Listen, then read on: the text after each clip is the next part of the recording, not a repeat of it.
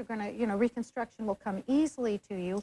And the rest of the time, they were telling me that I was allergic to betadine, which is that material they wash you with before your surgery. So I believed everything they told me. I had no reason to doubt them. And I had implant surgery 4 times until I finally gave up because I couldn't go on any longer. Well, what was happening in those each time? I mean, your body was basically rejecting the implants. Is that correct? Yes. And at one point, the last set that you had... They called me an implant failure. An implant failure? Yeah, but I think it was the implants that were failing me rather than me failing them. At one point, one of them leaked into your system. Yes, and at one time when I was having reconstruction of the nipple, one of the implants tried to push its way through the weakened skin graft and tried to get its way out of my body by itself. But every time I went to the doctors always told me, don't worry, Sybil, everything's going to be fine. Well, I finally had them removed, and I was reconstructed it with a brand new operation that uses my own body tissue. And several years later, I had to have a hysterectomy. And the hysterectomy, my uterus and ovaries were removed, and at the same time, they did a liver biopsy. And when that was looked at by the pathologist, they found silicone in my uterus, my ovaries, and my liver. But now, I'm going to ask this of both of you. Callie and Sybil, right now, there are doctors out here who are saying the Food and Drug Administration has done the wrong thing. They should not have said that there's a problem with silicone implants because people like yourselves were predisposed, genetically born to have the problems that you have. What do you have to say to people like that? I would like to tell anybody who thinks that we were predisposed to anything that they should have known to check that before they even put it in our bodies. It's the responsibility of the manufacturer and the responsibility of the doctor to let the patient know not what the process is all about. Oh, we'll build your self-esteem. Oh, we'll reconstruct you after cancer. But I think it's their responsibility to tell you what the product that they are using is going to do. And they knew all along what it was going to do. There's a package insert that comes with every set of breast implants, and no women are shown that package insert. And what does it say? What's included? It says there's the possibility of lupus, scleroderma, rheumatoid arthritis in there.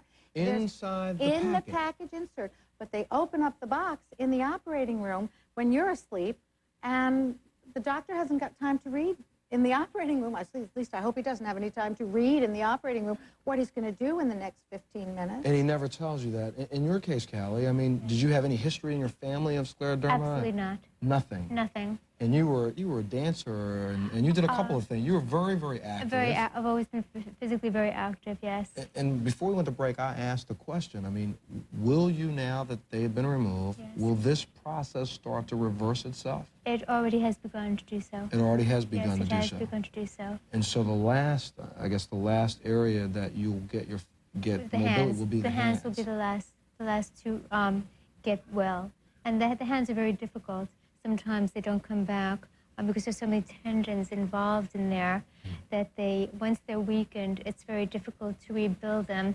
And the one way they do rebuilding it is by putting silicone implants, the little silicone implants inside the fingers. Well, now, I mean, for both of you, do you think that this is a problem? Now, a lot of women go out, a lot of younger women go out looking to enhance their beauty, if you will, and they have these implants put in. I mean, would you recommend that to a woman now? Do you think that that's necessary? Do you think that if they somehow package it a little better to keep the silicone from leaking out, we should go ahead with this process? Absolutely not. Absolutely not. And I have a little different feeling about it. I believe that a woman totally informed about every possibility and knowing exactly what that product is made of, what is that silicone gel made of, what solvents are in there, what glues are in there. And what could it do to you? And what it can do to you. If the manufacturer will put something in there, right? Hey, I'm not going to stop you from anything. But, Herman, with the producers in the back, Herman, let me see that piece of paper, the newspaper from USA Today. This is the producer of our show. Oh, well, this is Robert, but that's okay. Herman's back there in the back. And just so you know what doctors and other people think about this was in the USA Today on January 3rd. And it's an article about a sobering look at breast implants. I'll turn it around for the camera to see. It says, there is a substantial and enlarging body of medical opinion that these deformities, paren, small breast, closed paren, are really a disease. And this is in quotes. And this is something that was written about in Mother Jones's magazine, which is a very authoritative magazine. And it's talking about a doctor's view of a woman that's born with small breasts. A doctor is saying that this is a deformity, ladies. And so therefore, when you go to the doctor, he wants to treat you for your deformity at the tune of $2,500 per side. And if you wonder why today doctors want to keep these implants going, ask the ones that are doing 2,000 and 3,000 of them a year and wonder whether or not they really care about you or they care about making some money. When we come back, we'll meet a woman who's had some silicone implants, and she says she's not worried about it. It's okay. And we'll meet a couple other people who feel that these women are really kind of out to lunch. And I have to say something. Callie is going to leave us now because as far as Callie is concerned, and as far as I'm concerned, and I agree with you on this, there is no discussion. There are no questions. There's no debate. Silicone did this to her. So she doesn't want to participate in the rest of the show because we're going to open this up as if there was a debate. And Callie, I applaud you for that. And I appreciate you even spending the time with us that you did. Thank you. What do you got?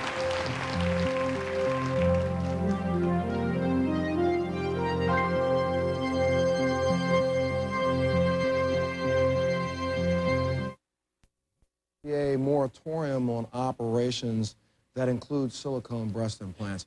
And please welcome now Ms. Cindy Cozzolino, who has had this done and feels that it's okay. Thank you very much for joining us, Cindy. Thank you.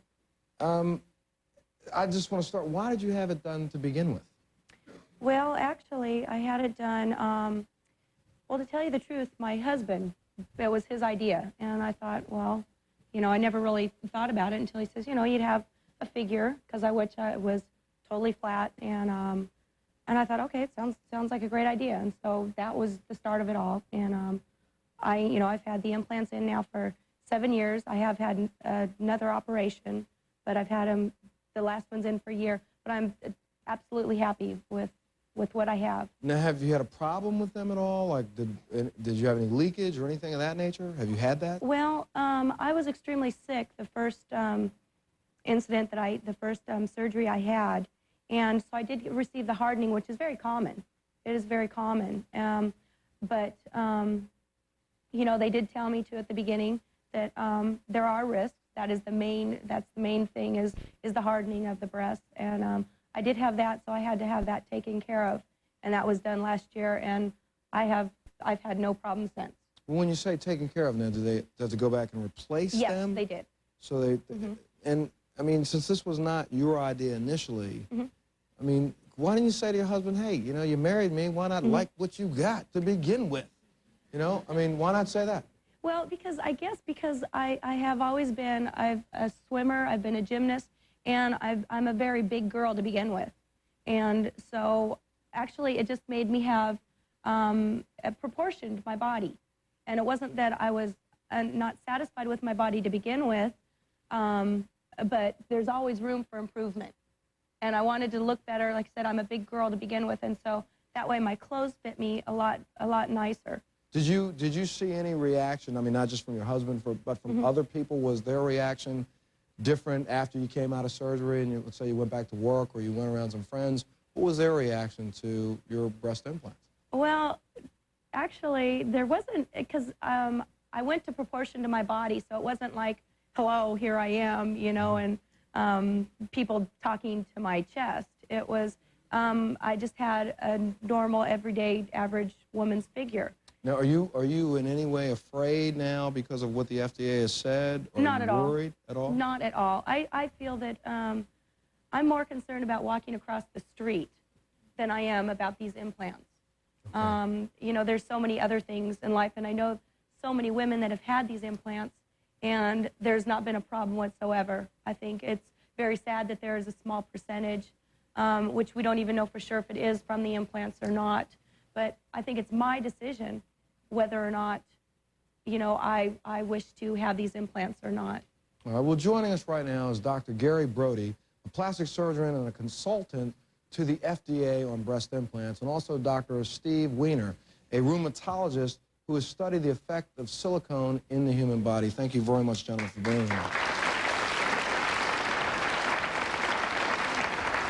And like all of us, you've heard everything that's been said so far, and the debate rages on. And I think I want to start with you, Dr. Brody.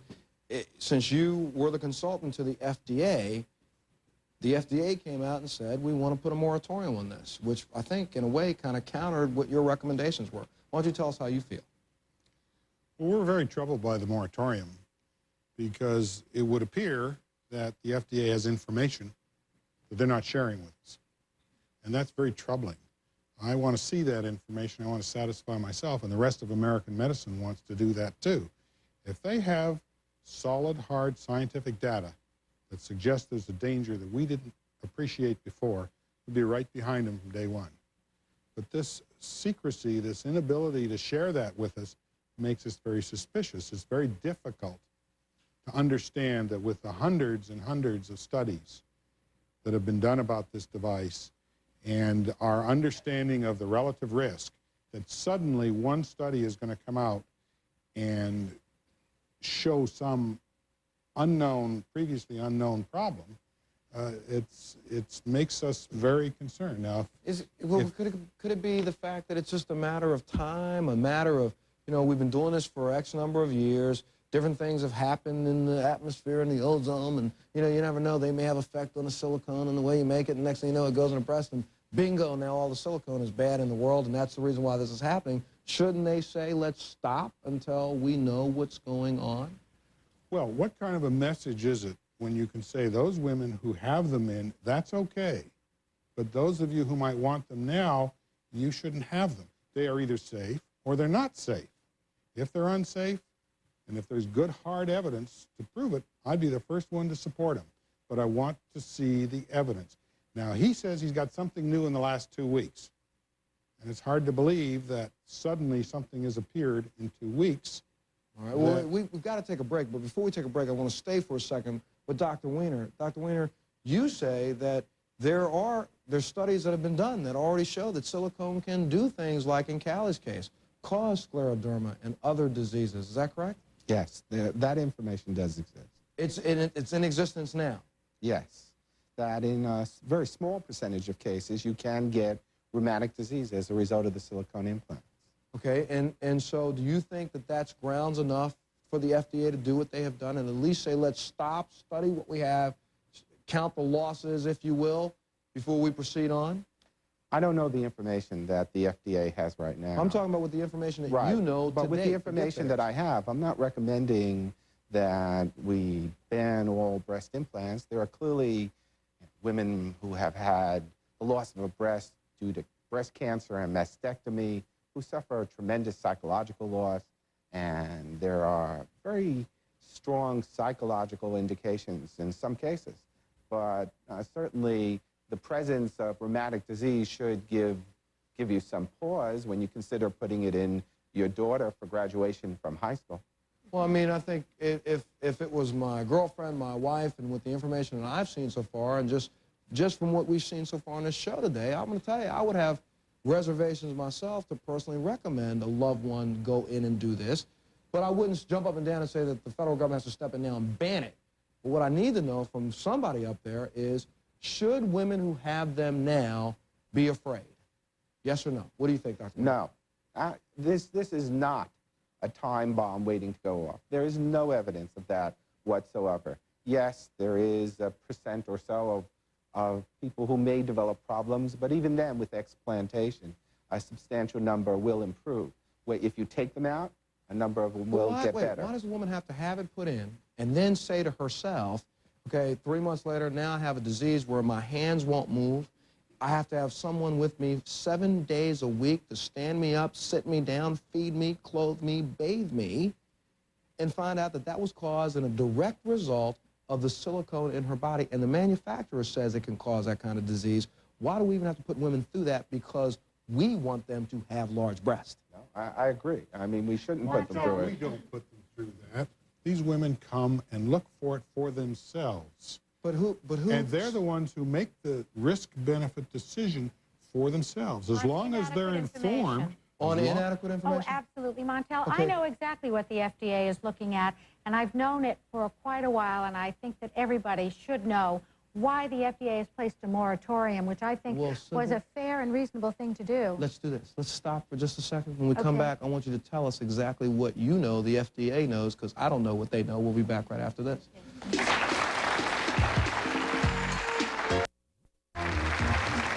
We've been talking about silicone implants, and Sybil, before we went to break, you said there's some information that the FDA has, and you know what it is. Why don't you share it with all of us? Yes, several weeks ago, there was a court decision in a case called Hopkins versus Dow Corning. And in that case, Marianne Hopkins, who had an autoimmune response to silicone breast implants, was awarded $7.345 million because Dow was convicted of fraud, suppression, and malice. And the issue of fraud was based on the fact that Dow never presented information that was negative about breast implants. And many of us wrote to the FDA and said, how can you make a decision when you haven't read these documents? They have been put under protective order, which means that John Q. Public cannot see them. And that is rather unfortunate. So I believe the FDA is now taking time to get those documents and evaluate to what extent those documents would change the original research that Dow presented at the last hearings of the FDA. Even so, when Dow and the other manufacturers presented their information at the last hearing of the FDA, they did not have enough information to prove the product safe. And that is exactly what FDA asked them to do in 1976, and they didn't have enough information. That is what the FDA is pondering now. All right, well, how much will this new information affect that which we already know? Okay, now stop there for a second. So, now, Dr. Brody, what do you say about this? If that's true, if there's just not enough information out there, let's say that a company like Dow, I mean, doctors don't know what the companies are doing when they produce this stuff. Let's say they suppressed information, and the public should know that so that they know that the product going in their body is safe. What do you say to this information that Sybil brought about? Well, first of all, the information that they're considering fraud was concerned about sales and not about the science. Secondly, Have you seen those documents? yes, I have, Sybil. Well, I don't think you're supposed to talk about them because they're under protective You order. are- Well, see, asked- that's wait a minute, but I you're have- talking about them, and to add to this, I I mean, said that they shouldn't be existed. they shouldn't be under protective order anyway if they Exactly. deal with the public. But let's even stop for just a second so we know what we're all talking about. Dr. Nicoli, right? Nicoli. Now, you have done several thousand of these operations, and you do them for reconstructive patients and also plastic surgery-wise, right? Right.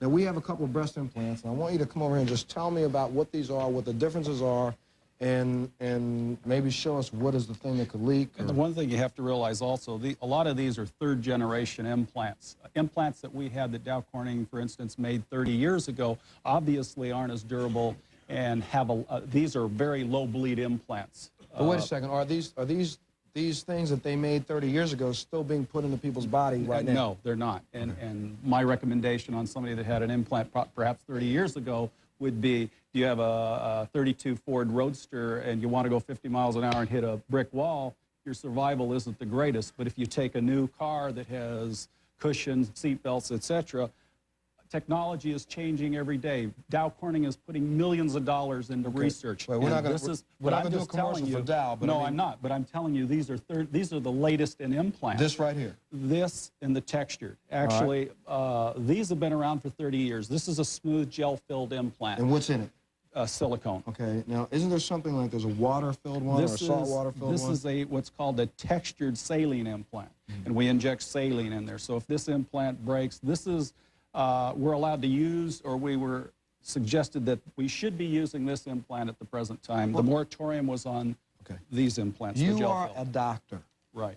You put these in women, whether or not a woman has to have them or not, that's not the question here. What I want to ask you is, if there is even the slightest chance that this, brand new with silicone in it, could cause scleroderma, any other disease, and the FDA says to you, I don't want you to put this in people until we figure that out, I want you to put this in people with saline water in it that we know won't hurt anybody. Which one will you choose? There's no question. This is the implant I'm using today, but why over 10 years, over 3,000 patients, my own, I have not had one case of scleroderma. Okay, and So that may that's have one. happened, but if there's one case of scleroderma and it was caused by this, There's isn't that enough? a lot of scleroderma out there, women that have had scleroderma that don't have breast implants.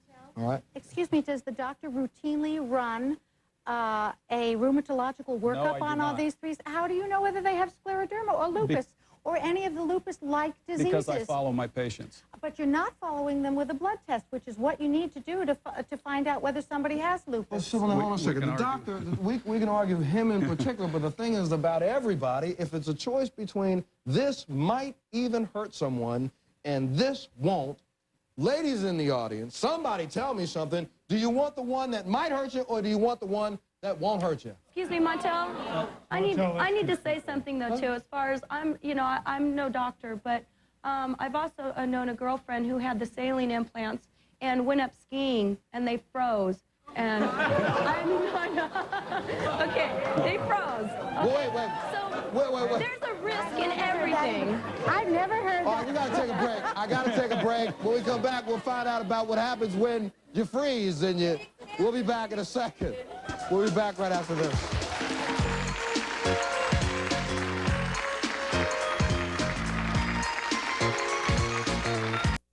Who had leakage and problems reported it to their doctors or reported it to whatever authorities were in control. How come it's taken this long for something to really be done about it to protect the rest of the women that aren't just wanting to show off their great figures or give themselves confidence by having an extra set of boobs that are large or more proper to go with clothes? There's so much more that's important. A woman can be educated, she can be interesting, she can be into music. So much more than just breast. Why did it take so long? Go. Montel, breast implants first came on the market in 1960, in the early 60s. And at that time, medical devices, which is what a breast implant is, were not required to be tested by the FDA. In 1976, they changed their minds and said medical devices must be tested.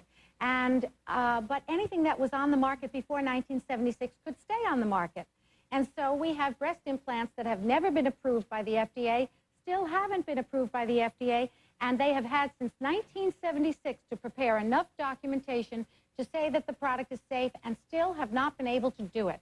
Okay, well, That's why it's there. before we went to break, now Cindy said that some lady's breast froze, and I know a lot of people out there are worried about that. Now, somebody, what do you guys tell me? Can those saline solutions What I was freeze? getting at, okay, what I They was got getting real at cold. is nothing is foolproof. I mean, everything's got risks involved. They're not saying that for sure the saline ones. For one thing, I know that they do, you know, they start getting smaller. They decrease in size, and you know, there's just nothing is, but they do give you, you know, the risks involved before you put these things in. Let me ask each one of the doctors this. Now, this is just for the doctors. I just had an operation a year ago, and they did give me, I had to read, there was probably 5 pages of the FDA saying that we are uncertain. Now you're getting it. You didn't get that the first time around. Let me tell you, nobody got it the first time Well, around. hang on a second. Let me ask the doctor something. There's something called, like, I guess, if you will, almost all of these breast implants leak. Is that correct? They all have, like, a steady leakage to them. And is that right or wrong? Yes, that's correct. It's a tiny amount of silicone that actually comes through the membrane, but you're talking about a few drops. Oh, I don't know that it's a few drops. There's no proof to that. Yes, there is. And a few drops can do as much damage as a lot. All right, well, just a minute. We got a How do we question. know Don't what's change enough? the question, Sybil. Okay, we have a question. Yes, ma'am. My question is to Sybil. I'd like to know if you still have pain and what are you doing now that you don't have the implants any longer? Well, I was reconstructed with my own body tissue. This is basically my stomach. So when I get a stomach ache, I get heartburn. But yes, I do have discomfort still. Let me ask a question, and this will sound like I'm just beating up on doctors for a second, and I'm really not. And this is a question that I want to ask you guys. Let's just say, for sake of argument, that there were, and I know everybody's going to bust into laughter over this, but there were silicone testicle implants. There are. Now, and there are. And let us say for a second that 2 million men a year were getting them. And let's say for a second we found out that one man in this country, his penis fell off because, wait, and this is, I'm not saying anything that's out of norm. This, I could say this on television during daytime. It fell off because of that silicone implant. And the issue that I'm getting at is there are more male doctors doing these surgeries to women. If this was happening to men, would male doctors feel the same way?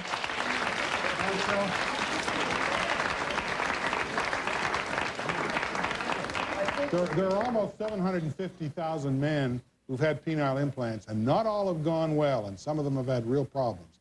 The important thing is that each person should be able to make that decision for themselves. It's got nothing to do with gender. Every woman and every man takes a risk. If anybody goes into this operation or anything else without appreciating the fact that there's a risk. Now, there's a joke in plastic surgery that says it takes longer to give the patient information about this operation than it does to do the operation. That's not funny. And, well, I think, but if that's what it requires to keep a person safe. That's the standard of care, and that's the information that women get. Now, in the 70s, women got the information that was available in the 70s. To give me the cue, I got to go to break. When we come back, we'll start right with you. We'll be back in a second.